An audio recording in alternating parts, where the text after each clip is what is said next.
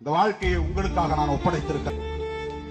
80 வயதிலும் என் தாயார் இன்னும் கண்ணீர் வெடித்துக் கொண்டே இருக்கிறார். இப்படி கால் வீங்க கை வீங்க தூக்கம் இல்லாமல் இப்படி எதற்காக நீ ஓடிக்கொண்டே இருக்கிறாய்?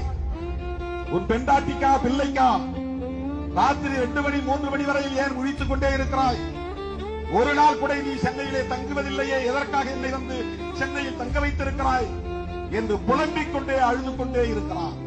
அதையெல்லாம் நான் பொருட்படுத்தாமல் ஓடிக்கொண்டே இருக்கிறேன். எந்த தலைவன் இதுக்கு முன்னே இது போல பிறந்தான்? எவன் இவன் போல இருந்தான்? எவன் இவன் போல இருந்தான்? அட ஒருத்தனாச்சு இருந்தா காவிர விட்டு காமி, அவன் திருமான்னு சுத்தி காட்டி சுத்துதுங்க பூமி. என்ன சின்ன பானத்தினா நம்ப சின்ன பானத்தினா நல்லா சொல்லு பானத்தினா அடிச்சு சொல்லு பானத்தினா ஜோரா சொல்லு பானத்தினா ஜெயிக்கிறது பானத்தினா. என்ன சின்ன பானத்தினா நம்ம சின்ன